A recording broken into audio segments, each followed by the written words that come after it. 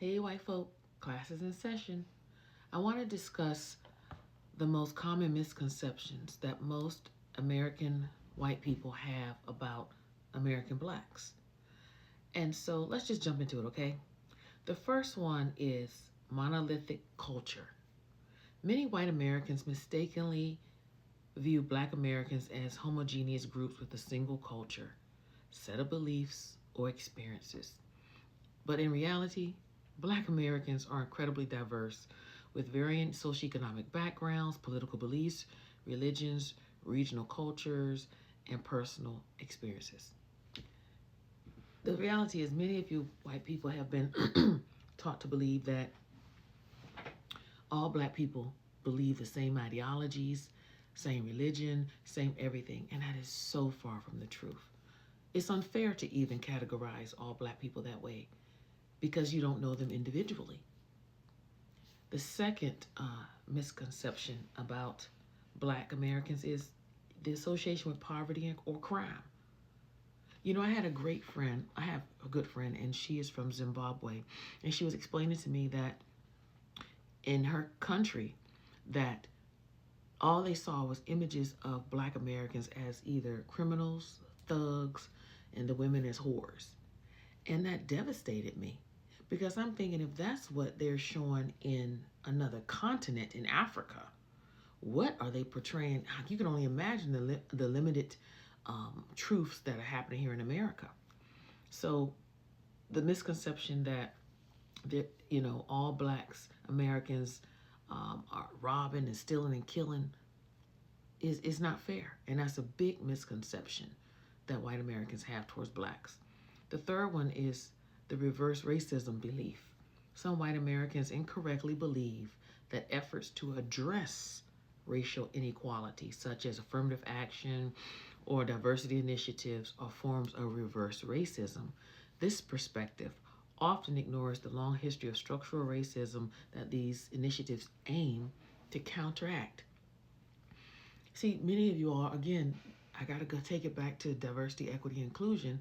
Many of you all think that that means, well, someone who is a black person or a person of color or woman or sexual orientation or whatever, you have that position because of your orientation, not for your merit.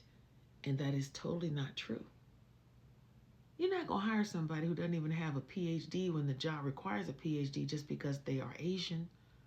That's not how it works. But many misconceptions of white Americans is that, oh, these programs are set in place to discriminate against us just because we're white.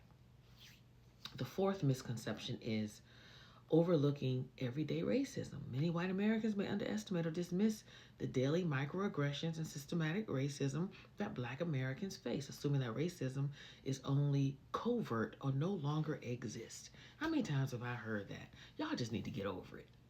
That's just like if you had a spouse that cheated on you numerous times, and every time they're caught, they're like, look, honey, you just got to get over it. Okay, I did it, I repented, then get over it. That pain, that venom is still in you. And that's what white Americans do many times when it comes to us blacks.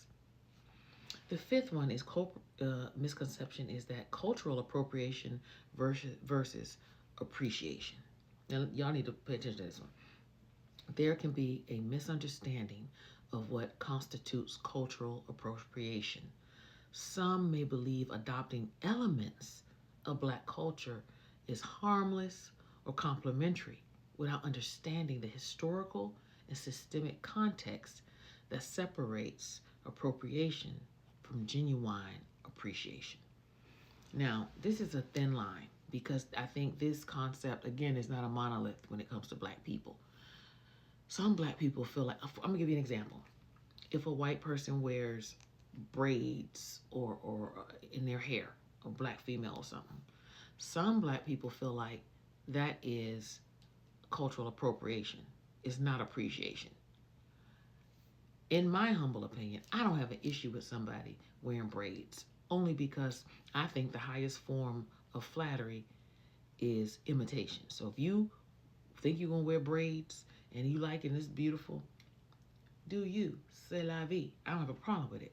But again, all black people don't feel that way. But as you as white people have to understand and know the difference between cultural appropriation and if you're just appreciating different aspects of the black culture.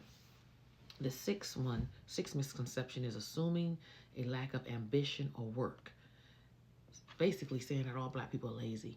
And we know where that came from. That came straight from the plantation. That came straight from there.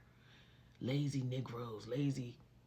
Black people are not lazy. If we were lazy, we would not be as highly educated as we are. We would not have accomplished and achieved everything that we have and are going to achieve. The seventh one and the last one is color blindness as equality. Some white Americans believe that claiming to be colorblind is an effective way to combat racism.